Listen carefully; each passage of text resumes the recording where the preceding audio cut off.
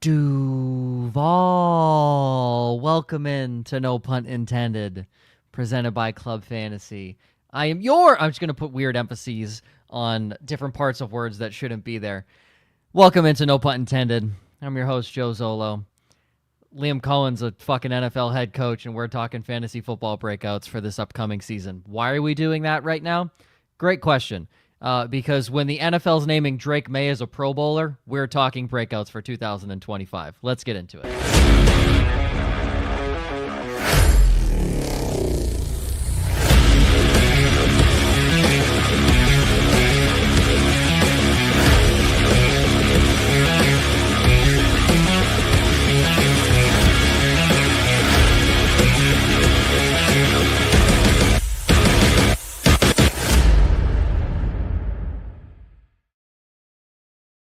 Welcome into No Punt Intended, presented by Club Fantasy. I'm your host, Joe Zollo. As always, Josh and Ryan. What's so funny, guys? I was not expecting that intro. The first thing that you were saying. Yeah, best intro in 5 years. Guys, it's just it comes just like Selena Gomez. It comes naturally. I don't know what to tell you. It's just Oh my god! I'm glad I can make you laugh, right? I'm glad I can make you laugh, Joe. That's why you've been on this show with me for 8 years. Yeah, not because of my vast knowledge and correct opinions, but because of a Duval. I thought I nailed it personally. I thought did all right. That was a very good imitation. Your eyebrows didn't creep me out. So I won't say you nailed it, but Ryan, I'm not a predator, so my eyebrows can't do that. So that's you're also not a ginger, so you have a soul. So is he a redhead? Yeah. Did you not actually see any of this? You just heard it. I looked at him right in the eyes. I look at a man in the eyes and say, "Wow, that's a bad hire." Yeah, that's fair. Looked at him right in the eyes. Eye contact is key in business situations, Ryan. Okay, I know you've been out of work for a while, all right, but eye contact is key. His eyebrows and Adam Gay's eyes are the start of the worst head coach in football history. We love that. Well, that's the news, folks. Some head coaching hires. The only team that has not hired a head coach so far are the New Orleans Saints. Yeah. At this point in time, coach my offensive coordinator. Yep. Well, he's every time we go to the Super Bowl, we just lose coordinators. He's going to fail as a head coach. So, well, I mean, look, if Kellen Moore is smart, he does not take the Saints job. Well, yeah, but he's not. I get, wanting to take that next step, but you're setting yourself up for failure, plain and simple. What's interesting to me is Dallas's unwillingness to wait and even talk to Kellen Moore. Yeah. So to me, that kind of screams that maybe Kellen Moore doesn't want to leave. Like Dallas kind of knew. Like nope. You can so? Take whatever Jerry Jones does out of the fucking equation. Okay, because we'll get to that in a sec. Jerry Jones doesn't want Kellen Moore because I guarantee you, Kellen Moore is going to want to run it his way. Guess who wants to run it his way? Jerry Jones. There you go. And you hire Brian Schottenheimer. Let's just call it 100%. I mean, Jerry Jones is the actual coach now, so I guess there is something to that. Jerry Jones sitting next to Brian Schottenheimer in his opening press conference and saying, "This is a risk. Don't let anyone ever tell you I don't take risks." Jerry, the guy is right next. This is his press conference. Shut up. You should not be talking. This is his press conference. Crazy. Anyways, Liam Cohen, new head coach of the Jaguars. One day after he had said, "No, I'm pulling myself out," and then signing a contract extension with the Buccaneers, to then pull out of that contract extension when Trent Baalke got fired, and then he then ends up there. Kind of like a reality TV show script at this point. It was weird. And shout out to those Super Bowl color theory people. It is red and green again this year. Because it was wrong last year, wasn't it? No, it was correct last year. You just had to blend the two colors. Yeah, to I was get gonna say like the purple and stuff. Yeah, and that matches the color theory. Is it either blends to be the colors, or it is two of the opposite colors? Okay, well, I've never heard the blending thing, and now it's just stupid. So. Okay, well, someone answer me why purple wasn't put in for New Orleans when Mardi Gras the biggest color is purple and gold. Does anybody want to explain that to me? I'm just saying, why is it red and green? Fucking NFL. Raiders hire Pete Carroll. Max Crosby 1,000 sacks next year, so that's fun. That's good. The defense will be better. He gets a 3-year deal with a 4th-year option. Houston fires Booby Slowick. For those that don't know, Adam Schefter typoed Booby Slowick in his first tweet. It is, in fact, Bobby Slowick, who will not be returning. He's dog water. And I reserve the right to backtrack on my statement that all Ohio State quarterbacks suck if C.J. Stroud doesn't play well next year. I reserve the full right to backtrack on that. So we'll see. I hope the Slowick thing is interesting because he fell into so many of the same pitfalls that you see Kyle Shanahan fall into, where he won't adjust his game plan at all to fit the deficiencies of the personnel, the injuries, any of that stuff. This is the scheme. If it doesn't work, I'm done. Like the captain's going down with the ship kind of thing. He just doesn't. And that's the same thing that Kyle Shanahan does. That's why it's either conference championship or Super Bowl or not even making the playoffs, plain and simple. Yeah, Slowick just doesn't have the right last name to pull that off. So, Booby. Cowboys named Brian Schottenheimer their head coach. Did anybody know he was the offensive coordinator last year? No idea. I had no clue. Well, Josh, you're in the NFC. Your fandom is in the NFC East, so that's fair. I had no fucking clue that guy was the offensive coordinator for the Dallas it didn't Cowboys. matter because McCarthy was the one that was calling. I was going to say, I focus on play callers, so I literally, once I saw McCarthy was the play caller, I stopped looking. Yeah, okay, sure. I thought he was like a college coach. In all full honesty, I had no idea. Robert Saleh returns to the 49ers. It's good. Congratulations, Robert Saleh. Saints OC Clint Kubiak is now the OC with the Seahawks. Staying with the Cowboys, they hired Matt Eberflus as the DC. I don't hate it. Broncos pass game coordinator John Morton. That guy sounds like he's 105 just by his name. Was the new OC for the Lions. So he's the exact opposite. Yeah, it's fully. Isn't he 28, right? He's 28. Yeah. Yeah. No, that's the Declan Doyle. That's the guy that the Bears hired. That guy sounds young. John Morton sounds like he just got pulled out of a grave. And the Bears hire the Broncos tight ends coach Declan Doyle, as mentioned, as the new OC under head coach Ben Johnson, youngest coordinator in the league at 28. They also hired Dennis Allen as the team's new defensive coordinator. There's the highlights, the news, and notes. And I forgot that I told Josh to put in time for a conference championship rant. I honestly forget about this, but I texted this. So I'm going to just, refresh my memory. Here we go. Here's my thoughts as nobody responded, by the way, to these texts in this thread. Nobody responded. In fairness, I didn't watch much of the game.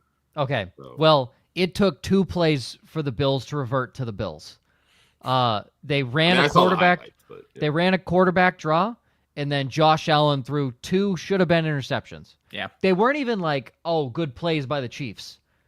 It was just, where the fuck you throwing the football? Like, that made no sense. Why did Travis Kelce not get a taunting call, but then the offensive lineman of the Bills comes in and absolutely, rightfully so, should have gotten a penalty because he fucking trucked Travis Kelce, rightfully so. DeMar Hamlin doesn't buy into Travis Kelce's antics. He walks away. The defensive lineman, at the time, fucking trucks him. Doesn't matter. Yeah. Travis Kelce, if this is the ref, this is Travis Kelce to the referee. They are literally sniffing each other's breath, and the ref just doesn't do anything. Absolutely livid. Don't understand that. McDermott and Joe Brady can both be fired right now. That is one of the worst displays of coaching since last AFC Championship when Todd Monkey Brain ran the football 9 times. What is it with? I just want the Chiefs to play a normal game where the coaches just coach normally. That's all I ask for. Because it's like old man yells at cloud as a Patriots fan. But when the Patriots were this good, there was good competition in the league in general. Well, they didn't make the Super Bowl every year. They didn't, but even then, it didn't feel like they got favorable calls. I 100% agree with that. And the better teams and the legacy players are going to get those more favorable calls. But why did it feel like the Patriots kind of had to fight and claw for these things and play good teams? And that game just felt like it was handed to Kansas City, not because of the refs, but because Buffalo just played so poorly. You've already said it without realizing you've said it. Everyone wants to talk about the Tom Brady, Peyton Manning era as the golden age of quarterbacks. was also a golden age and maybe the last golden age of coaching in the NFL. Yes. And so now you have Andy Reid, who is a man among boys, and more than literally, like quite literally. And so he's just coaching circles around these bad coaches. And again, were there bad calls? Yes. Are there other factors here? But the long and short of it is, Joe, you've kind of said it. You have a team in Kansas City that is the most prepared team in the NFL. Any game they walk into, no one is more prepared than Kansas City. Say anything else you want about them. Nobody is more prepared because of their coach. And with Buffalo, it just seems like you've had the opposite, and you had the opposite for 4 years now, and it's not looking great. So, I mean, Steve Spagnuolo, hands down, probably the best like single game of the life game plan defensive coordinator that I've ever seen. Like, he's been great. He brings it. Yeah. We'll say active because obviously Belichick is in a league. Yeah, I was going to say there. I wouldn't go that far either. But I'm saying like defensive coordinator, like Belichick being the head coach.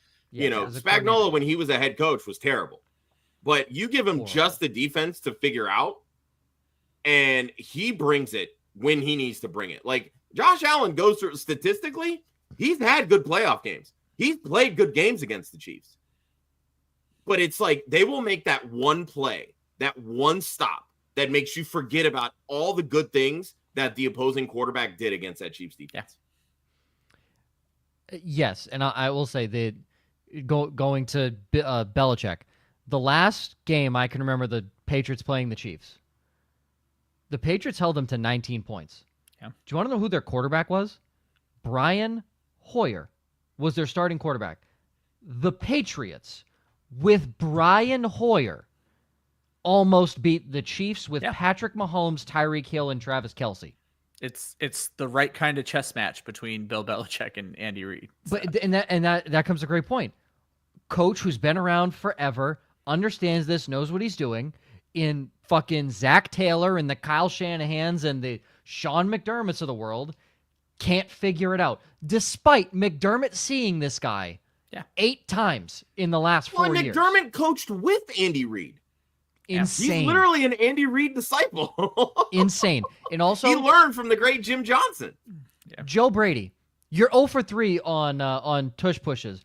The broadcast is literally calling you out, saying they know Josh Allen's going left.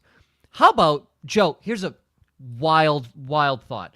On 4th and 1, spread 5 guys wide to spread out the defense and maybe get some linebackers out of the way. And I don't know, call a quarterback draw for your Superman quarterback to maybe get that 1 fucking yard and get a head start on that. Or like when the whole world knows you're going to do it, use your fucking all-pro running back who's played like a god this season. I was going to say, he had 16 carries or 16 touches the whole game, over 100 yards. Like, give him the ball more. I don't get it. How about, hey, Josh and Ryan, do you know statistically the least effective offensive play in NFL history? Do you know what that is? That is the end zone fade ball. It has a success rate of, guess how much? Because it's a lot lower than you think. I was going to say it's probably the QB spike or taking a knee. It's probably the least effective. No, because you're winning in those situations. Yeah, that's true. A success rate of 11%. Oh, wow. Over the history of the NFL is the end zone fade ball, because normally you're not running a fade ball anywhere else except the end zone. Why are you running a fade ball to your rookie who has 0 separation? Yep. I'm sorry. On 3rd and why are we doing that? That doesn't make any fun. The play calling was horrendous. In Dalton Kincaid, respectfully, get cut. I don't know what to tell you, but that's horrendous. You can make a lot of excuses like, oh, he had to change momentum midway, all these different things. I was taught growing up, when you're here or when you're playing on the field, when that ball hits you in the hands, if it hits you in the hands, you catch it. Catch it. Yep. Plain and simple. That's it. I don't care where your momentum is Not to mention, it's not like this is one play or one game. This is the culmination. This is the game of a season. And I'm just talking about for Kincaid in general. I don't even talk about how important it is for the Bills. He was dog water this entire season. And then to just cap it off like that. Oof. I understand the change rate, all that. That was it wasn't like Josh fired that in. That was a cupcake throw. And it was a basket catch. Cupcake throw, basket catch. Professional athlete. Yeah, just Only difference being the change of direction. Like I said, I agree. I don't care. It's like Josh. If it hits you in the hands, you should catch it. If you didn't when 100%. I played, if it didn't when I played, you came off the field. You took yourself off the field because you knew the coach was already going to pull you. So in that situation, I sat there like I would catch that 100 times out of 100. I'm like it's a basket catch. You're a professional athlete. Yeah. God, you suck. All right, next one. We're talking breakouts. I thought you meant next one, like we were still talking about this game. No, I was like, this dude is about to piss Josh off. No, fire Joe Brady, fire Sean McDermott. Dalton Kincaid shouldn't even be allowed on any fantasy roster for the rest of time. He's the new Cole Kmet of the show at this point. I'm with that. Yeah, and we're okay with that. All right, I see a lot of friendly faces in here. Hello. I have not heard Tyreek to the Raiders. The chat is popping. I have also not heard Tyreek to the Raiders. No. I mean, they might want to get a quarterback. Tyreek Hill in Las Vegas. The Patriots being rumored, which felt really weird because why would the Dolphins trade in division? Which again, they've done it before, but Tyreek is not going to go anywhere that is not a Super Bowl contender. That's Pro Bowler Drake Maye you're talking about. Okay. Hey, right? Drake May's on my list, baby. Listen. I saw the DK Metcalf quote where they were talking about the Patriots and he was just like, "Nah, I ain't going up there. That's too fucking cold." Yeah. DK, like, have a fully productive season and then shut your mouth. Like, come on now. I'll never say that to his face because he'd punch me. But Andy can catch you. Have a productive season, please, and like do something outside of bitching. All right. Quarterbacks. We're basically just going down each and every single position. We're going to go from there. We start with, and now we will define to each of us what a breakout means. Yeah. You're going to see a lot of second, third year players in here. Yeah. That's traditionally almost every player on my list is a second year player. Yeah. I added in some vets and I added in some rookies to try and make it interesting. I avoided the rookies, but we'll talk about that. Yeah. I mean, the text that I sent you guys, define breakout how you want to. It could be a rookie that does better this year. It could be a third year leap. It could be a veteran who's coming off a down season. Like, I didn't want to just do sleepers because we're going to do sleepers later, but sleepers will come into play when rookies are being drafted as the wide receiver 65, right? Yeah. So I figured with breakouts that you have a little bit more leeway with that term. So, and speaking of breakouts, Joe says Caleb Williams, and so do you, Josh. Yeah, this I mean, obviously it's the Ben Johnson effect, right? Like, you give Ben Johnson, who, I mean, first 3 years as a play caller, Jared Goff is a freaking all-pro, right? Like, he averaged, 4,547 passing yards, 32 touchdowns, and 10 INTs over Ben Johnson's 3 seasons calling the plays. We know how good the running game was in Detroit. We also know how great the offensive line was in Detroit, which right now in Chicago, that is not the case. But the thing that I love really about this Bears situation that can help with Caleb, they have the 6th most available cap space at about $63 million. They can fill some holes in the offensive line, but they already have pieces in place at wide receiver. And say what you will about Kmet, they use him a lot in the passing game. So you have a halfway decent tight end. You have 2 really good wide receivers. Maybe you bring back Keenan Allen. Maybe you don't. You spend some of that free agent money to fill in your offensive line. Who knows? Maybe then you draft Ashton Jeanty at running back, and now you've got somebody that can light up a football field the same way that Jahmyr Gibbs could, or the way that David Montgomery could handle a backfield, right? I don't really care about DeAndre Swift because Ben Johnson was on that team and decided to trade away DeAndre Swift. Yeah. So for all I'm concerned, like, Swift's probably not even going to be there next year.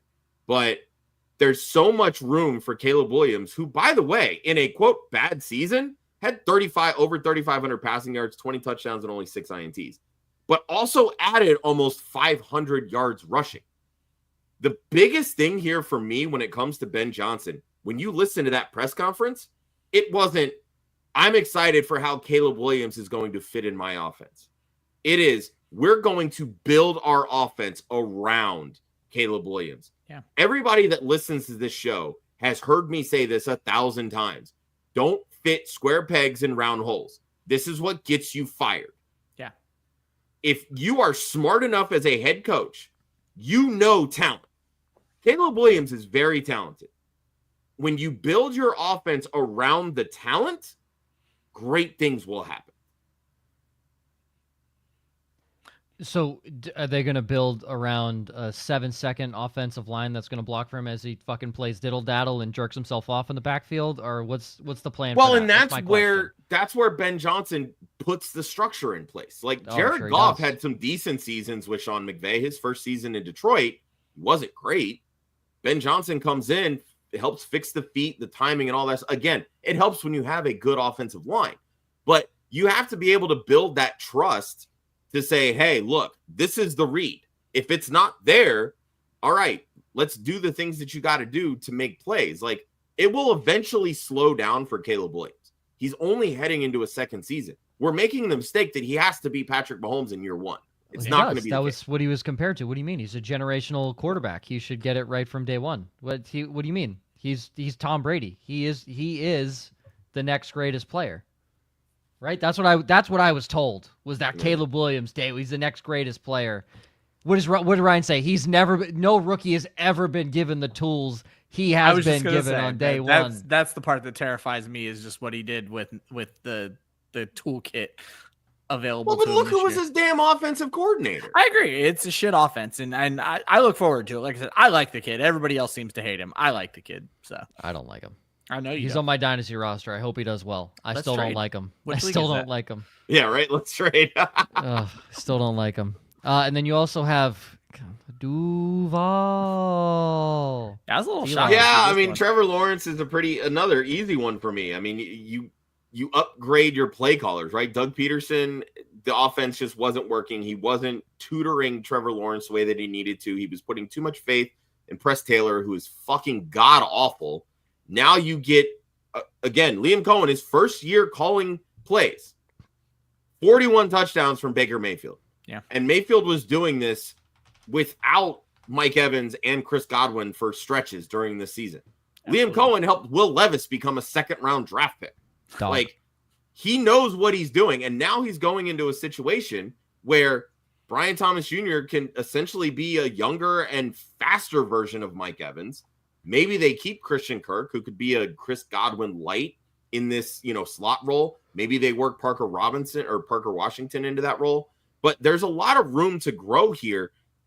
Trevor Lawrence is a former first overall pick. He has 3 years of over 3,600 yards. 2 of them, he crossed 4,000 yards. Like, yes, he had a down season this year. He missed half the season. There's a lot of reason to not get hyped for Trevor Lawrence, but I mean, again, it's another situation where it boils down to what are they going to do to increase the production of the offensive line play. Yeah. So could these fall apart? Sure, 100%. But even these extremely talented offensive lines, one bad injury could sink their ships too. So we're still we're not talking about top 5 quarterbacks here. But both of these guys are mobile enough that they can add enough of a rushing floor to where if they throw for 28 touchdowns and 4,000 yards, you've got a top 10 quarterback in fantasy. He had a 60% completion percentage last year. Again, terrible offense. Yeah. Generational talent, Trevor. Look, he's the next best guy. Coaching still matters no matter the talent, dude. Well, we were literally talking about this. The coaching, this era has been so bad. Yeah. What do you mean? Urban Meyer was great for Trevor Lawrence. He was great. A super good influence on that guy. Ryan, you have 2, and a guy who started to show signs of improvement. Yeah. Little boy Bryce Young. So when I started this, I was just going to toe the line for Bryce Young that Gator and I have been towing all season long, that I didn't want to write this kid off. He started to look good, but I went in and started digging into numbers like I do, and I'm actually pretty excited about Bryce Young now. So the part that you guys have heard me talk about for the last 2 months of the season, touchdowns in 10 straight games to end the season. And of those 10 games, 6 were actually multi-touchdown games if you're counting the rushing touchdowns, which guess what? Those count. His pace over those 10 games was 210 passing yards, a touchdown and a half. He did throw half an interception on average, 22 rushing yards and a touchdown every other game. I took that out over 17 games. That's about 3,600 yards, 25 touchdowns, another 400 rushing and 8 touchdowns, which is a lot. 324 fantasy points would make him the QB6 in 4-point passing. So what we saw from Bryce Young over those last 10 games could equate to the QB6 output if he does it over 17. Now, a lot of that is that not every quarterback plays 17 games. And there's a lot that goes into this. But what I'm getting at is Bryce Young has the capability to be a 3,600-yard quarterback. With Dave Canales, I think we saw something click there. I think they're going to go get him another weapon. They need to get him 2 weapons probably because Adam Thielen's old and Xavier Legette is not it. I think there is a weapon on this team, though, that we'll get to into the tight end breakout candidates, but not the tight ends. But I like what we could see from Bryce Young heading into year 3, but more importantly, year 2 with Dave Canales. So, and my darling, just announced Pro Bowl quarterback. Pro Bowl. I didn't even have that in my notes. You shouldn't, because the Pro Bowl is the biggest joke in sports currently. Really? Drake Maye. Now, one of the things when we were talking last week, Drake Maye's rushing, I think, makes him an interesting quarterback. He was 9th in rushing yards for quarterbacks, but he only played in 13 games. And then more importantly, only he and Caleb Williams rushed for over 400 yards, but didn't score 4 rushing touchdowns. I think overall with Josh McDaniels, it's going to be a better offense. I think they're going to go get him weapons. I'm not saying Drake Maye to the moon, but I'm saying with that rushing upside, Drake Maye is going to be probably an every week streaming option, and I won't be surprised if he's QB 12, QB 13 by the end of the season. He's a playable asset in 12-team leagues. I like it. I like Drake Maye. As a Patriots fan, get him a halfway decent wide receiver. What do you mean? He's got Jaylen Polk. I'll say again. He's got Jaylen Polk, the guy who the Patriots traded back for twice, right? Isn't he? Yeah. Isn't that what you're supposed to do? You're supposed to trade out of the spot that you could have taken Ladd McConkey twice, and then draft Jaylen Polk. Is that not what you're supposed to do? Who was the other one that got Javon Baker? I don't think he played a snap. Javon Baker played in 2 games. All right. He was a 4th I liked him rounder. A lot coming out. Yeah. He's a talented kid. Who did we do the wide receiver show with? That was John Lobb, right? He liked Baker. Yeah, he liked Baker a lot. I have a lot of Javon Baker on Dynasty Taxi Squad. You should drop him. You should drop him. Taxi Squads. It's okay. That's a wasted spot. You should drop. Well, with Josh McDaniels coming in, probably is. Yes. Yeah. I'm gonna Josh tell McDaniels ain't gonna put up with young wide receivers. I'm excited to see the Patriots throw to their running backs again. Oh, could you imagine? Is Ramondre Stevenson playable again? I almost put Ramondre as the breakout, but then I said, he'll either drop it or fumble it. So yeah, that's an issue. No, for those that do have him in Dynasty, I listen to Patriot Sports Radio a few times a week. They don't like Javon Baker. I'm gonna tell you, the team doesn't like Javon. Yeah, no, he's a head case. They don't like him. He's a talented kid, but yeah, it's not all there. Yeah, but that was the same thing with Kayshon Boutte.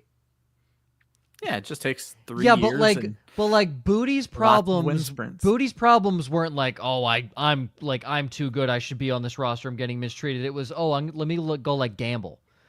Like that was. Oh, there's still immaturity problems. That's immaturity that you can fix. Immaturity of, I don't know. There's literally Gamblers Anonymous for a reason. Oh, fully. But immaturity that, it's easier, I would say, and not gambling addiction is obviously very hard, but I was gonna say we are I'm not I'm not doing whatever. I'm not going that far. But it can be easier to do that than in this line of work to be like, hey buddy, you went to UCF and you're playing guys that would have absolutely smoked you at every level of football. You need to figure it the fuck out first. Before he transferred to UCF. Yeah. Okay, why do you think that is? Because he couldn't fucking play at Alabama. Because he wanted to go undefeated.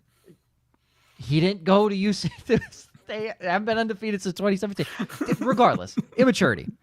My 2, Cam Ward, giving me Jaden Daniels vibes. He's just I don't know about Jayden Daniels vibes. Not the fact as of, a like, Miami skill. Hurricanes fan that watched a lot of Cam Ward this year, I love this kid. He has a confidence to him. That's what I mean. Okay. Yeah, okay. It's a confidence that, I mean, he can run. Don't get me wrong. He can move. It's kind of like Houston Texans Deshaun Watson, where he can run, but he's not looking to run, right? Yeah. And that's what I love about Cam Ward. Like, he throws the football from all these different arm angles, but when you get bad Cam Ward, it looks like Will Levis. And that's the biggest issue with Cam Ward. Like, there's definitely some roller coaster, like, or when the job's done, on the football field kind of thing. Or when the job's done, he just walks to the locker room. Yeah. Like, I think there's definitely some growth there, but what I mean by get Jayden Daniels vibes is there were multiple times I watched highlights of him, 3 guys bearing down on him. He like he's playing a video game. He's like boop boop boop, and then just tosses 140 yards down the field for a touchdown. Did you guys see all the stuff floating around about his virtual reality training program that he was like the first quarterback to use it? Jayden Daniels? Yeah. No. Yeah. Oh, there's been a lot going around that Jayden Daniels training might change the NFL based on what he did and how it worked out. So I love that. Well, I'm curious where you think Cam Ward could end up going, Joe. Tennessee that would make 1. him a breakout. You think he goes 1 to Tennessee? 100% he goes Tennessee at 1. If the Titans don't take a quarterback, they're stupid. Well, I don't disagree with that. But are you less sold on him if he ends up at Cleveland or the Giants? I wouldn't be the Giants, but Cleveland. I mean, Cleveland's where quarterbacks go to die. That's what I mean. So I want to know if that hurts Joe for. Yeah, that's that could be the Cleveland curse at this point, just because that franchise has just been atrocious forever. Cleveland's last 2 good quarterbacks were from Miami, Vinny Testaverde and Bernie Kosar. So maybe that's what it's true. I wouldn't be because again on paper, like the Browns don't have bad weapons. We don't love Jerry Their Jeudy. offensive line is just decimated. Hey, one of us likes Jerry Jeudy. Yeah, one of us does. But like Cedric Tillman flashed before he got injured. Love Tillman. Elijah Moore showed out, and David Njoku. We have said if David Njoku was a Chief, we'd be talking about him as the best tight end in the NFL. We have the most pro Joe Milton chat on the internet. Listen, I haven't gotten there yet. Because I need everybody to calm down, and I'm going to tell you why this is. I'm going to skip Mikey Penis because I also put Michael Penis Jr. on here. So I'm gonna skip him because I do need to get to Millie. First off, Jayden Daniels and Bo Nix being breakouts, wrong. They were both top 10. They already broke out. They already broke out. I did want to throw out there. Josh kind of hit it on the head where he told us we could pick our own breakouts. I just kind of looked as a breakout as someone who's going to establish themselves as like they didn't establish themselves as a big time fantasy starter in year 1 or this past year, and they're going to. But I will give Josh not pushback or credit. Mine are mainly sleepers. I didn't quite understand the assignment, but that's because Josh said do whatever the fuck you want with it, and so that's what I did. So for interpretation, mine are all fantasy based. So. I need to address the Joe Milton. Yeah, it's the whole chat. Whole chat. Listen, Millie, let me tell you, he's awesome, right? You look at him and you're like, wow, this is a guy. He was playing against a base defense in week 17 against a Bills team that literally was actively trying to lose because they didn't care. They were actively trying to lose. It didn't matter to them. They weren't trying. I would like to see Joe Milton against a defense that is actually trying and putting him against some things. He can throw. Fantastic. He's not Drake May. Drake May is I think what the Patriots should be doing is looking to capitalize on this value with Joe Milton and see what they can get. That motherfucker, yeah. 100%. Yeah, like, you draft him in the 6th round. Go get a veteran backup for your rookie, right? Like that's what you need right now. You don't need another young player there. Like you know what? Keep him back there. I love keep him back but there. At that point he becomes a wasted asset that can, help your overall team. All I know is he has a howitzer attached to that right shoulder, and I'm all for it. I love those guys. So yeah, what Wendy said, because we saw him at the combine, when he waited until the receiver was 45 yards down the field before throwing the football, like he literally he quadruple pumped on a 5-step drop. He knew the assignment. He was going to be judged on his arm. And he threw the ball from the 20 and landed it on the 5. And I was like, how, what the hell? Yeah.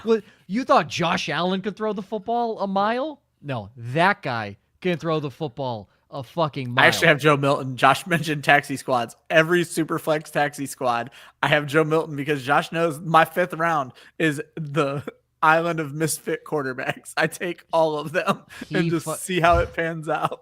Dude, either Spencer Rattler, Jordan Travis, or Joe Milton, right? 100%. 100%. Seeing Xavier Worthy and Joe Milton at the same combine, I have to say, was a treat. Yeah, that's cool. But Joe, he quad pumped on a 5-step drop, and I'm like, brother, throw it. You're not getting, and he overthrew the receiver. How does that happen? How do you do that on a 75-yard route? He overthrew him.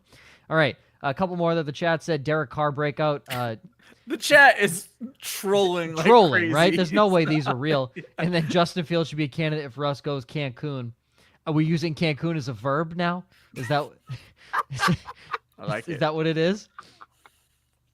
Mr. Unlimited, obviously. Also a Pro Bowler. Yeah. Is he? Yeah. God, why? Why are these? I need the NFL to stop. I need the NFL cancel the Pro Bowl. Pro Bowl quarterback Tyler Huntley feels disrespected by this. How about Pro Bowl quarterback Mac Jones? How about Pro Bowl quarterback Trevor Lawrence? None of these. Pro Bowl quarterback Kirk Cousins. Lawrence actually had a decent year the year he made the Pro Bowl, though. Tyler Huntley last year was the weirdest shit that has ever happened. No, that was 2 or 3 years ago, I think. But regardless, he didn't play. He did not belong there. I don't know how it happened. I hate it here. Anyways, running backs. Joe says CMC breakout. Who Joe? Who allows you in the chat? Let's be honest. Who? Can we block people? Is that allowed? No. I have bad blood, not towards Christian McCaffrey, but towards his head coach. So like second degree connection, LinkedIn style to CMC. That's who I'm mad at. So I like it. Ryan, Tyrone Tracy. He kind of already had a good year. Yeah, so I didn't, again, this was me saying, how did they break out? And the fact of the matter is Tracy wasn't bad, but he was not a top, I don't even think finished as a top 25 running back when the whole season was done because it took him time to win the job. He actually missed a couple of games himself. I'm looking it up right now. Yeah, RB 26. So I guess what I'm looking at here is I think he is likely to be a top 15 running back next season if the Giants learn their lesson, which I think they did. So over the last 7 games, he was the RB 17 in fantasy, 11 fantasy points per game. But more importantly, almost half of his season's targets came in the last 5 games of the season. The Giants seem to have figured out how to use Tyrone Tracy, a former wide receiver. In fantasy football, targets mean everything. It was the entire summary of what I told you guys last week. So both of the guys I'm going to talk about this week are going to be guys that I think could see heavy target influx moving into next season. Tyrone Tracy was only targeted 53 times this season. If that jumps into 75, 80, that's not a lot of running backs who are even in that territory, and targets are so valuable in fantasy. I think he takes over that backfield next year. I think we're going to see less competition, but more importantly, I think we're going to see the Giants use him right with a quarterback that might actually help him score a few touchdowns. So your other one is, as Vince mentioned, Jaylen Warren.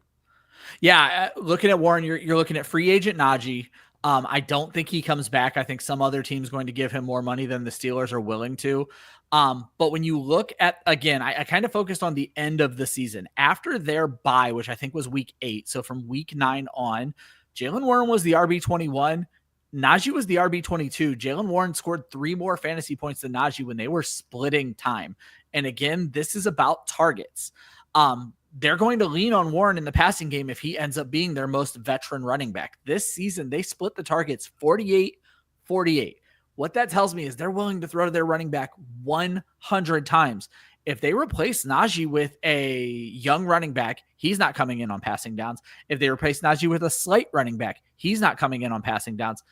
There's a world where Jaylen Warren sees over 80 targets next season. But again, if you hold him to the standard of 75 to 80 targets, that's going to be a top 25 running back. This season, I think he finished as the RB 36. But again, this was almost a 50-50 time split. And all we talked about all season was Jaylen Warren is the better back. My biggest concern here, and you guys are going to know it as soon as I say it, is Tony Pollard. And what I mean by that is I can't have Jaylen Warren carry the whole workload next year, because we saw what happens when a guy goes from a very efficient split time running back to Tony Pollard in Dallas that last year in Dallas. I want to see Jaylen Warren. I want to see somebody there, but I want to see somebody there who's not a big pass catcher. So give me a very big back or a very little back who can't handle pass protection. That way Jaylen Warren keeps his role is kind of my hope. But I think just on the targets alone, Jaylen Warren is a very valuable asset next season. Well, the upside to this year's rookie running back class, it's a very deep class. Like, you're going to see an influx. Yeah, the whole fourth round might be running backs this year. It could very well be. I mean, don't get me wrong. I would say probably more than half of the ones that come out strictly end up on special teams, but you're going to find a lot of dynamic pieces that are going to get dropped into backfields that force them into committees. The Steelers are already using that anyway with Warren and Najee. If Najee ends up moving on, which, again, with how deep this running back class is, it makes so much sense for Pittsburgh to just draft a running back to pair with Jaylen Warren that, can handle that first, second down, and Warren can kind of keep that same role. But again, like you said, Ryan, most teams aren't going to trust rookies in passing downs. Yeah. Passing situations where they don't know the pass blocking assignments. Warren is going to be on the field in passing downs, and that's going to just see all of his targets go like this, right on up. There's a trust there. And if we know anything about Mike Tomlin, if he trusts you, your ass stays on the field. So. Yep. 2 for you, Josh. Kenneth Walker and Javonte Williams. Yeah, for Kenneth Walker, this is not necessarily about the talent, because we know the talent of Kenneth Walker. It's just been a lot of health concerns. But when you add Clint Kubiak to calling the plays now, when we saw kind of what the first 2 weeks of the season looked like with the Saints this year, they came out firing on all cylinders. Yeah. Like, we were talking about this team after the first couple of weeks is like they could be one of the best, if not the best offenses in the NFL. We obviously saw how that worked out. So many injuries on this team. And then we forgot that Derek Carr is Derek Carr. Derek Carr, yeah. Not saying that Geno Smith is going to be that much better, but everything that I've been hearing just through different reports of beat writers and things of that nature is that Ryan Grubb, the former offensive coordinator that got relieved of his duties heading into the season, put a lot more on Geno's plate than they probably wanted to.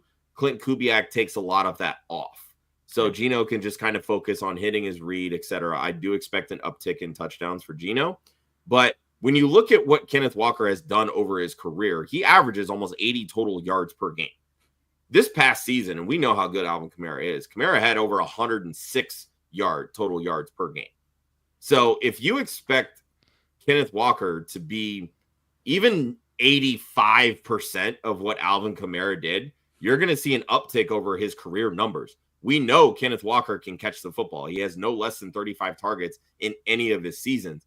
And Clint Kubiak, his whole entire learning system of influences, it's all been targeting the running backs. You go back to his dad. I was going to go back to his dad and work down. So, I mean, Arian Foster was great with them. CMC, Alvin Kamara, obviously. Like, he's not afraid to throw to the running back position. And Kenneth Walker has proved to be a very effective running back, not just with the ball in his hands, but as a pass catcher.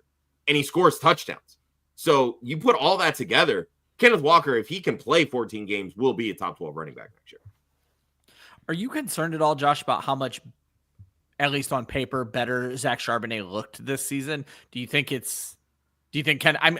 would all, I think, agree that Kenneth Walker is the more talented back, but Walker's 3.7 yards per carry scared me off a little bit. So I think it's just how they schemed Kenneth Walker, because when you look at Kenneth Walker's first 2 years, he was the more explosive back. Yeah, he's absolutely. Always been the more explosive back, right? We talked about it on Anxiety for how many years now? Backup running backs are more efficient. They're supposed to be more efficient, right?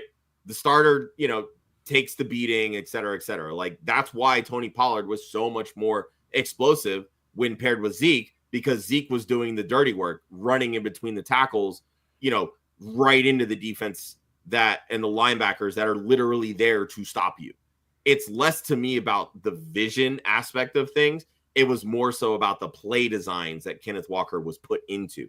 I think when you get somebody like Clinton Kubiak in here, where he's going to say, all right, Kenneth Walker is great in space. Alvin Kamara, great in space. What do? You put him in space, right?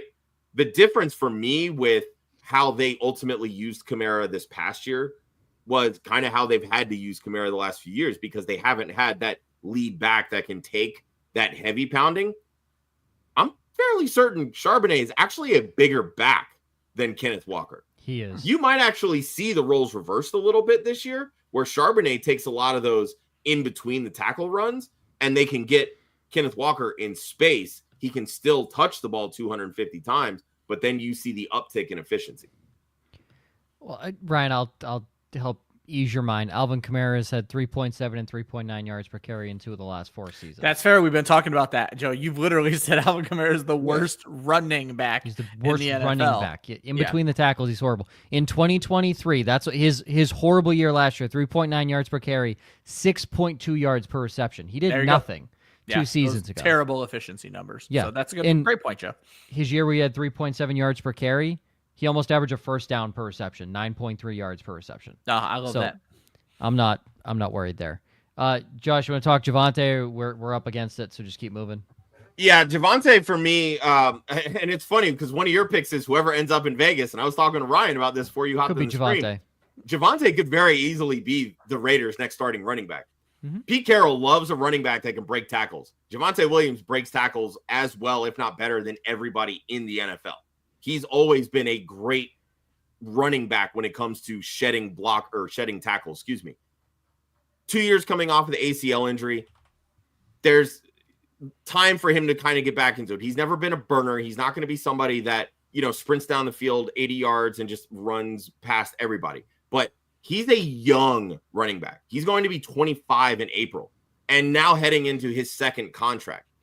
2 of his 3 healthy seasons, he's had over 200 carries. And he's had 53 or more targets in every healthy season that he's had. Yeah. So we saw this past year with running backs in the free agent market and how effective they were on teams. You're going to see teams course correct. They're going to say, oh, this running back helped them. I need a running back to help me. You say the Raiders, second most available cap space. That's a Pete Carroll kind of running back, in my opinion. He could vary, and it's in division. He's going to want revenge on Sean Payton for basically benching him this past year. Yeah. Sleeper pick. Marshawn Lynch comes out of retirement. Well, at 39 years old. Najee there could be interesting as well. So Najee would be interesting. I do think whoever ends up in Vegas does have a good season. And then fucking Ghostface Killer, the Scream photo minus the face, like Ashton Jeanty. I don't know where he's going, but he's going somewhere, and he's gonna play well. That's all I know. Joe, you would probably know this better than even Josh and I, but you guys both watch college more than I do. If I'm understanding these mocks I'm seeing right, Jeanty is flat out like a first-round pick, Bijan Robinson. Like, that's what we're talking about here. Okay. It's going to be interesting to see if he ends up going like top 10 the way that Jeanty did. Or not Jeanty, but Bijan. I could see a situation where he goes to Chicago. I could see a scenario where he goes 12 to Dallas. I've seen mocks where he ends up. Yeah, I think Dallas has gotten to a point where they're not taking skill players in the first round. But Jeanty could even fall all the way to Denver. I've seen mocks with Jeanty going to Pittsburgh, which would ruin your Jaylen Warren take. Wherever Jeanty ends up, the other backs do not matter on that team anymore. Not at all. Jeanty's so good. Yeah, Jeanty, I think he's probably like teens is where he says. There's a lot of good, like last year was like good offensive skill position, like guys you're going to know and see on Sunday. This year is like Cam Ward, Shador Sanders, that kid from Arizona. Tet McMillan. Jeanty, and like after that, like Emeka Egbuka, and then that's like Travis Hunter. Yeah, I'm considering Travis Hunter a corner. Sorry. See, I just don't see it. I think he's going to chase the bag. Corners don't. To me, it depends on which team drafts him. I agree with that as well. It depends on where he goes and where they're going to and I've seen some evaluators say he's a better wide receiver than he is corner. I've seen plenty that think he's a better corner than wide receiver. But I think it really just depends on which team drafts him. Because I think, to me personally, I think it's easier for him to play corner and moonlight as a wide receiver versus the other way around. Yeah, Marcus Jones it. Devin Hester it. Like do something like that. And Hester didn't play on that side of the ball, but it was mostly kick returner moonlighting as a receiver every now and then. For everybody naming all the rookie running backs coming out, we're going to have some shows on this in our Stars of Tomorrow series. I promise you, we always bring on them the too. Best talent evaluators. Scatabo is nasty. Scatabo's nasty. That guy made so many fans in this college playoff. Ridiculous. But Ashton Jeanty is the fucking definitive. But again, you'll know like Abdul Carter, I believe is his name, out of Penn State. Yeah, the edge rusher. The tackle out of LSU, I know he's highly touted. Campbell. Yep. Yeah, so you're gonna see a lot of like the bigger guys and like. I actually just saw someone's mock today has Abdul going to Cleveland. So I've seen a lot of mocks. That would be so nasty. Him paired opposite Myles Garrett. Oh my God. I've seen a lot of mocks of him going to the Patriots as an edge rusher. So at 4. It'll be interesting combine wise, pro days, all that fun stuff as it comes up. Wide receivers. All right, we're gonna move quick here. We're not gonna count Jalen McMillan, you dickhead, Ryan. But I will count Andrei Iosivas because I like that pick. Yeah, I think T. Higgins is gonna chase a bag, and Yoshi is such an incredible touchdown scorer that people do not realize. He has 51 catches in his career. 10 of them are touchdowns. Charlie Jones, who was the highest drafted wide receiver for the Bengals last year, is already on the outs. They left him in Cincinnati for their first playoff game. They straight up said, "You're not traveling with the team. Don't worry," for their final game, whatever the week 18 where they needed to win. Which is shocking because he played a decent amount 2 years ago. Yep. Yeah. So on the outs, I'm saying the wrong guy, not Charlie Jones. The guy they drafted this year, the kid. Oh yeah. Jermaine Burton. Yeah. Charlie Jones is one of their. My apologies. Yeah, that's what I thought. My brain went Jones when Joe said Jermaine Burton 2 years ago. Jermaine Burton, the rookie, was a healthy scratch in their final game. They didn't even let him travel with the team. Yeah. Like he is on the outs. I'm not worried about Yoshi losing his job.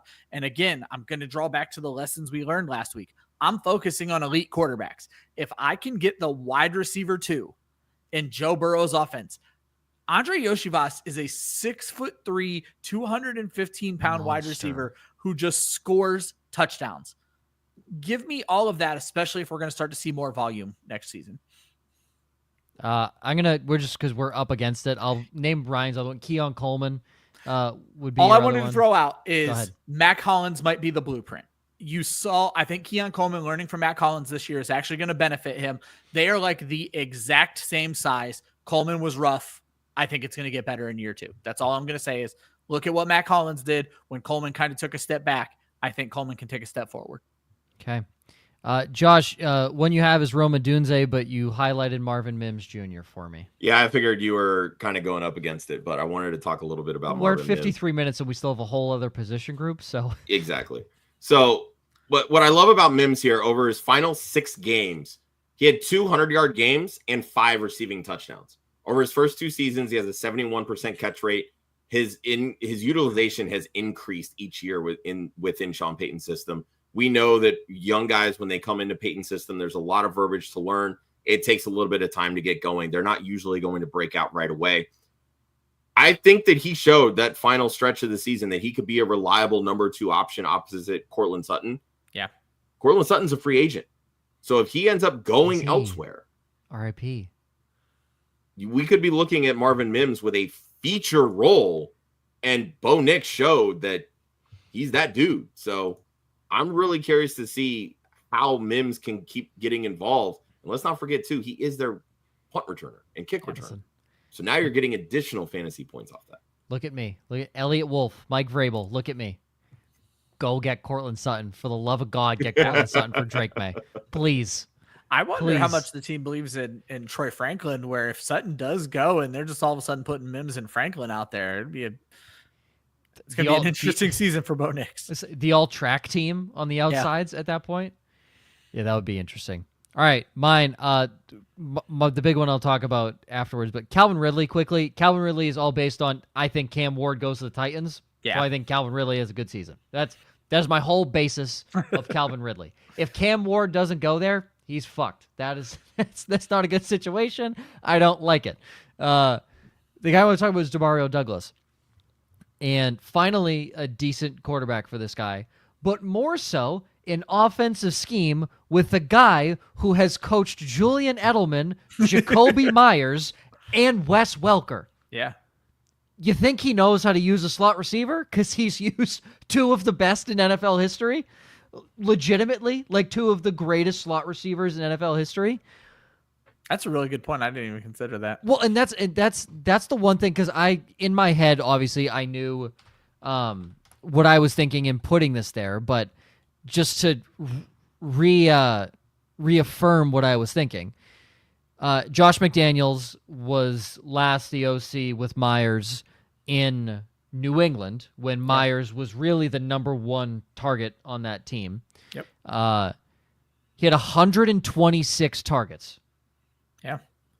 Almost 900 receiving yards. He didn't have a lot of touchdowns, but that was Jacoby Myers' thing before he went to Vegas. Yeah, exactly. He just couldn't find the end zone. Then he learned how to find the end zone. And then he learned how to find the end zone. And he had, again, 6-8 the next two seasons. But yeah, that was like Jacoby Myers up until then had 0 receiving touchdowns. Yep. So he didn't find the end zone yet. Pop has known to find the end zone. Yeah, wasn't it like a record for games without a touchdown? Something like Myers? that. I remember when it was all going on. He had 2 passing touchdowns before he had 1 receiving touchdown, I believe. Awesome stat. Loved it. It was great. I think Jacoby Myers, I think Demario Douglas mimics what Jacoby Myers did in 2021, and Jacoby Myers, what he was for Mac Jones, then becomes what Demario Douglas is for Drake Maye. Obviously, Demario Douglas a lot smaller than Jacoby Myers, not a guy who's going to play aggressively on the outside. Julian Edelman and Wes Welker never saw the outside of the field, and they did just fine in Josh McDaniels' system. So I think Demario Douglas will play well, because you sit there and say, well, Edelman and Wes Welker had Rob Gronkowski, or Wes had Randy Moss. Hunter Henry ain't a slouch, and teams do need to like take into account Hunter Henry at the very minimum. So it's not like Demario Douglas is a guy they're game planning for. You had to game plan for Welker and Edelman.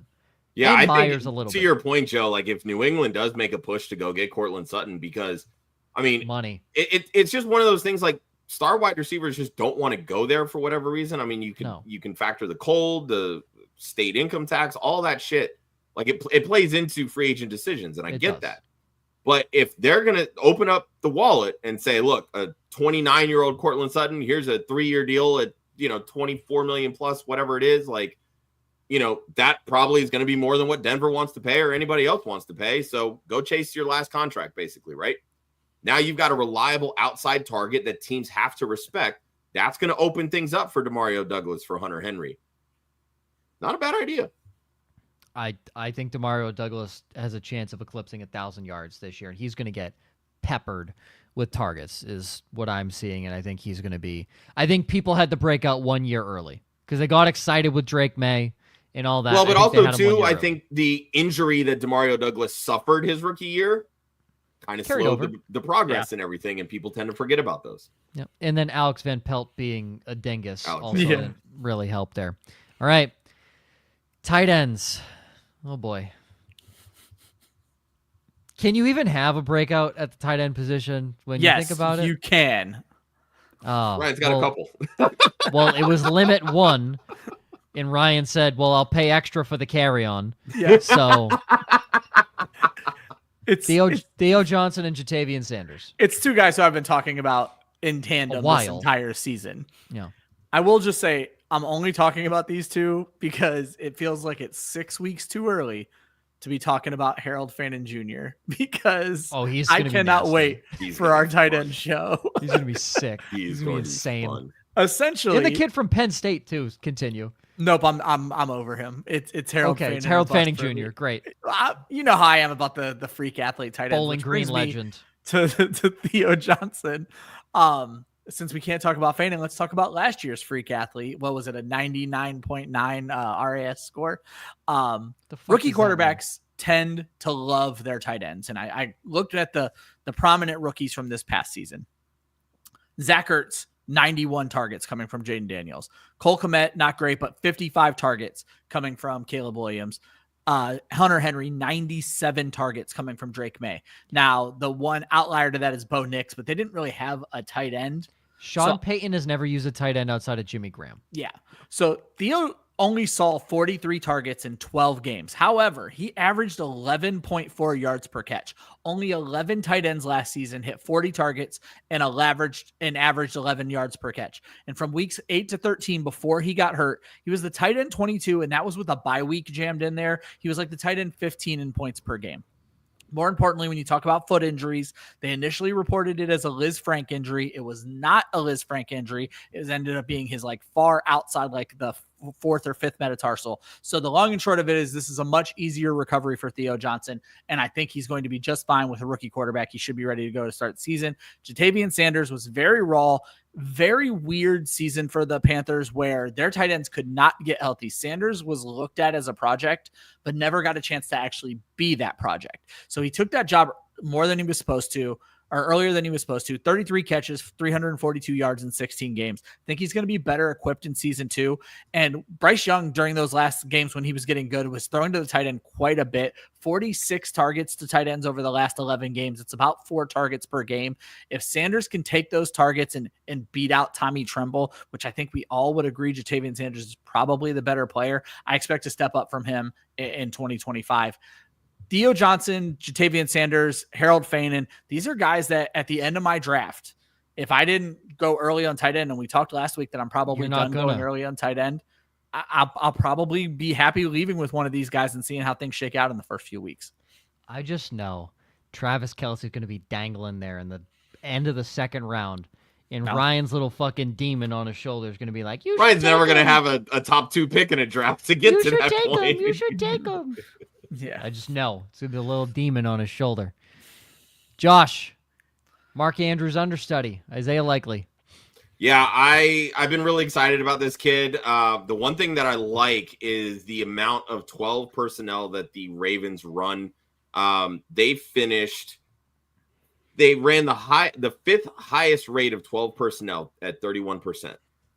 But the numbers that I like, and here's some advanced analytics for you, Joe. They had the highest EPA and highest EPA per pass play out of 12 personnel. If you don't know what EPA mean? Expected points added. Yeah, okay. So a dumb fucking nerd stat. Thank you. Sure. Glad to help. But most teams or most people might equate 12 personnel to running plays, right? Because you're putting 2 bigger bodies as, potential blockers. The Ravens had the 7th highest pass rate out of 12 personnel. So you're basically running this offense with Bateman, Flowers, Likely, and Andrews. And they're doing this at one of the highest rates in the NFL. That's going to give Likely, who set career highs in receptions, yards, and touchdowns this year, more opportunities to catch passes. Andrews is going to be 30 years old this year. He was pretty much down across the board, 55 receptions, 673 yards. Yes, we know about the touchdown spikes, but we're going to see regression on touchdowns from Lamar Jackson. He's not going to throw 41 next year. So at that point, you're looking more at the receptions and the yards, and they get Likely very involved down the field. Yeah. So we know the golden rule with tight ends. We want them to be the first or the second target, right? Bateman has a history of injuries. We've seen Zay Flowers get hurt this year and in years past. Mark Andrews has been slowed by injuries. There's a chance that maybe the Ravens could move on from Mark Andrews at 30 years old. Now, Likely's moving up that totem pole. I'm not saying that he's going to be a top 12 guy, but I think that he's somebody that if you take maybe that late round flyer or use one of those early waiver wire picks on, he could be somebody that spikes throughout the year and you could potentially get low-end tight end 1 production from. I'm just wondering, do you know where New England fell in that 12 personnel? I feel like they were in that a lot. If you don't have it on hand, I can let you know. Give me 1 second. I just thinking of it in my head, it felt like Austin Hooper and I say Austin Hooper was a top 35 tight end in fantasy. So, well, I wouldn't be touting he was a top 35. No. But what I'm getting at is they were tied for 5th with the Ravens at 31%. That makes sense. The different and again, you can say what you want about EPA, whatever, being an advanced nerd stat, whatever. Ravens were first in that. New England was 18th. Yeah, it's a nerd stat. Okay, that's fine. You have to do fucking advanced math. It's not addition and subtraction. There's some fucking weird formula you got to plug it in that puts Emmanuel Wilson better than Saquon Barkley. All right, isn't fucking yardage plus touchdown. No, that's a stat. All right, that's normal. God, so stupid. All right, for the record, I wanted to call out Chico Okonkwo, but for me, that's only if Cam Ward ends up in Tennessee. Well, don't be a bitch because I called out Calvin Ridley. I was gonna say, don't but be you a also bitch. said the same caveat. It's gonna suck if Cam Ward doesn't go. Yeah, there. but I'm still here. I know what how Cam Ward used the tight end position. The kid that everybody's raving about at the Senior Bowl right now, Eric Arroyo, that was Cam Ward's tight end in Miami. Arroyo is a fucking dog. Chico Okonkwo might be more athletic than him. Yeah, his name is Chigoziem Okonkwo. I don't know what this Eric Arroyo kid thinks he is, but he's no fucking Chigoziem Okonkwo. All right. In my true fashion, I can tell you this: how I chose people for this list is I looked at all the top guys from last year, scrolled down to for quarterbacks past 20, running backs past 30. Receivers somewhere in the 50s. Ridley was the exception because he was 28. I think he could be a wide receiver one potentially with Cam Ward. I went to the tight ends. I scrolled past 10 and I wanted to throw up. I'm going to be fully honest with you. I scrolled past 10 and I wanted to throw my phone into a fireplace and burn it. So what I said is they all suck. So what I've decided, since our lovely listeners have put in so many lovely names into here, I am going to comment on their comments of who we have right now. Let's start with our good buddy Vince. Dalton Kincaid, massive breakout candidate, probably only needs to catch 20-odd passes to be considered. I mean, listen, Vince, you're not wrong. He does only need to catch 20 passes, and probably only 4 of them need to be touchdowns for him to be a tight end 1 on the season. Too bad he can't catch a fucking cupcake pass, so he's out on that one. This is the only one I like. Ben Sinnot's an interesting name. Definitely interesting. Not if Zach Ertz comes back. I would say it depends on what happens with Zach Ertz, but if Zach Ertz does not come back and he retires, Ben Sinnott is an interesting position choice. Of opportunity. That is interesting because, I don't know, Sinnott worries me because of how little he played this year and the fact that everything I watched about him last year screamed fullback. So I just don't know how well he knows the tight end position. But if Ertz is gone, that gets very interesting. Well, let's keep this in mind when it comes to Ben Sinnott. Cliff Kingsbury kept Trey McBride on the back burner because McBride was a pass catcher. They had their blocking tight end, and Zach Ertz was their pass catcher. McBride played behind Zach Ertz. Isn't Ben Sinnott more of a blocker? He played fullback. No, Ben Sinnott is their pass catcher, right? Oh. John Bates was their blocking tight end. Yeah. So Sinnott was playing behind Zach Ertz. If Zach Ertz is catching 90, seeing 90 targets, there's nothing there for Ben Sinnott. So as long as if Zach Ertz goes elsewhere in free agency, Ben Sinnott will have an opportunity.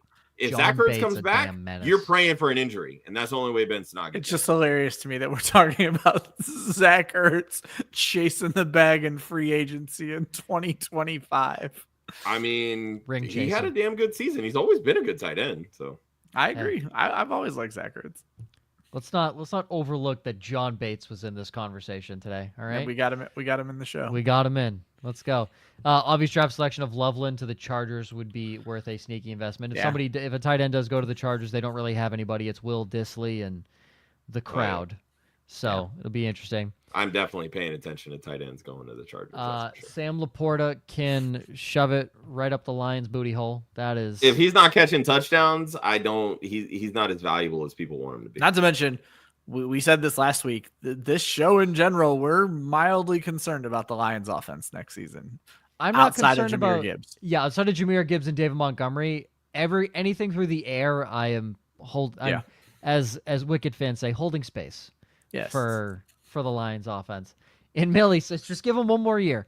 Give his boy, give his man, Kyle Pitts, one more season. It's guys, it's the 7th year breakout with Kyle Pitts. It happened for Delaney Walker. It can happen for Kyle Pitts. So Delaney Walker was an absolute fucking menace. All right. You shut your mouth. Delaney Walker. Jonnu Smith's in I was saying that as a compliment. Jonnu Smith is another late breakout. No, Jonnu Smith actually had some decent He had one season. good year where he caught 8 touchdowns. So did Kyle Pitts. Not the touchdown part. No, Kyle Pitts. Exactly. He had one good rookie season. He had over 1,000 yards. He barely eclipsed 1,000 yards and had 1 touchdown. In London. Like he didn't even catch one in the country he was born in. Like what? It's all right. He had 1, 2, 3. He's good for 4 touchdowns this year. And when I do my projections, bet your ass I'm putting 4 touchdowns. Listen, maybe Michael Penis can help Kyle Pitts. Maybe I love that you keep calling him Michael Penis. If you don't sit there and look at that man's name and think that it's just Penis, but because it's a PC website, they put the X there to make it look different. That's what it is. All right. Michael Penix Jr. Come on, Penis Jr. Get out of here. That's like Weenie Hut Jr. That's a fantastic name. Michael Penis. I loved him too coming out. I was a big Penix fan coming out. Big penis guy. Joe loves penis. The big penis guy. Huge, some might say. What even is huge when you think about it? Do we just let this sit? All right. Boom. I'm glad we talked about Michael Penix so much today. I find it hilarious that you're like, we need to blow through wide receiver. We still have a whole other position group left, but it's the position none of us wanted to talk about. Like, yeah, maybe we should have talked about our wide receivers. Not that we didn't give a good analysis, but I don't think we need to spend a ton of time on tight end. Well, you put 2 like a dickhead. I could have went quicker, but this guy. Well, ladies and gentlemen, that is this week's show. That is. For next week, hey, Super Bowl prop bets. Do we have a guess? I'm waiting for confirmation, but hopefully Drumheller will be able to join us. I was gonna say it better be Drumheller. Our usual. Yeah. Hope so. Our yearly helping of. Well, I mean, and obviously it's a special one because Drumheller's from Philly. He's an Eagles fan, just like I am. So Yeah, you guys were borderline intolerable the last time we did a show with Philly in the Super Bowl. Listen, that was the year we had Minty Bets also. So. Yeah.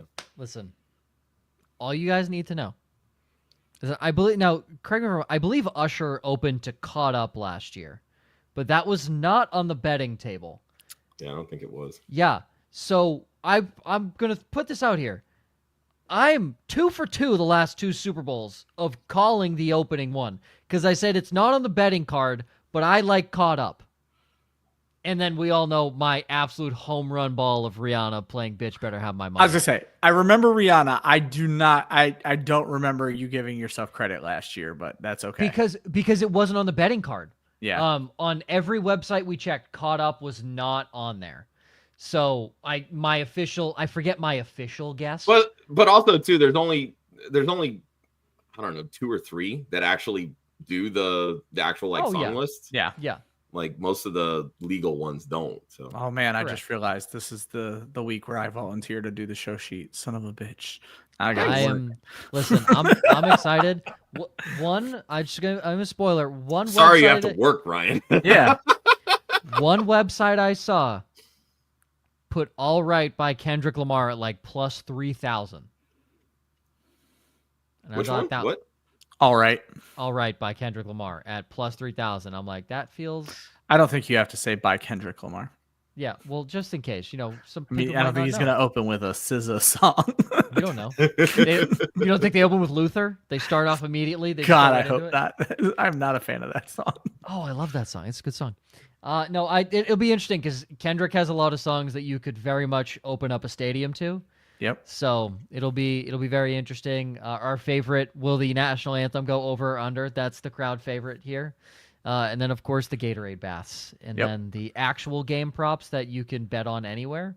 But we mostly focus on, Ryan, don't forget the Puppy Bowl. We need the Puppy Bowl odds. Puppy Bowl odds were rough last year finding them, so I got to hope that... Look, Saquon Barkley is in the Puppy Bowl this year. You're damn right. Oh, my You're damn right Saquon Barkley's in the fucking Puppy over. Bowl. Yeah, my personal favorite bet every year, outside of the naming the first song and national anthem, will two dogs mate and have sex in the Puppy Bowl? I just can't believe you can bet. I don't on even that. delete it from the show sheet. I just leave it on. I just can't believe you can bet on two dogs fucking in the Puppy Bowl. Yeah, Ryan, did you know what you were doing there? I honestly did not. I thought of it. I was like, oh wow, look at you! That was great. Good for you. I wish I were as smart as you and Emma. And for the record, I just want to say I'm also with Millie. It should have been. It should 100%. So I'm gonna throw it just out there real quickly. When this was all going on, when Kendrick got named, people showed some recent clips of Weisse live shows, and let's just say it might not have been the spectacle you guys wanted it to be at halftime. Oh, I agree. I'm not disagreeing with that point, but if it were Weisse, if we're talking 20 years ago, it should have been Weisse. But let's just say that that styrofoam cup has taken its effects. So, oh yeah. Listen, let him live his life. All right. Hey, he's done enough Weisse to society. himself said, "Don't worry about what's in my cup. I won't worry about what's in yours." Josh, where are you seeing Saquon Barkley? I'm only seeing like fucking Jolene.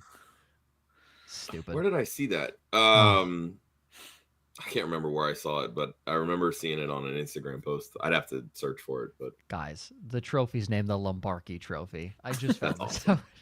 That's hilarious. Listen, I didn't know this fucking thing existed until our show. How did you not know the puppy? The Discovery Channel at 3:00 on Super Bowl Sunday. Yeah. Do you hate dogs? Wow, you hate animals. God, this guy. Fucking hate him. This fucking guy. I'm waiting for Trixie in the background. This dickhead. God. Probably doesn't even like animals. Jesus Christ. Popularity voting. You can vote. God, so much better. Fuck the Super Bowl. Let's all boycott and just watch the Puppy Bowl. Oh, as if boycotting the Super Bowl is. Let's just boycott the Super Bowl the trend and this year. Only watch the Puppy Bowl. So, all right. For Josh, Ryan, myself, you follow Club Fantasy on Facebook, Twitter, and Instagram at Club Fantasy FFL. The URL, clubfantasyffl.com. Next week, one of our more fun shows. Not that these aren't fun, but this one, we really just don't give a fuck. I mean, we end the show on will dogs have sex on TV? That is literally one of the questions. All we care about. And that's it. You know, will there be a puppy made in the Puppy Bowl? That's what we're going for. Hopefully Mr. Drumheller can join us. I think for like the 4th or 5th year straight, he's been coming on. It's every year I've been here, so I think it's 5th now if he makes it this year. So hopefully we can have him on. 2 insufferable Eagles fans, but what else is new? That's just life. Always remember, defense wins championships, offense wins fantasy football. We will see you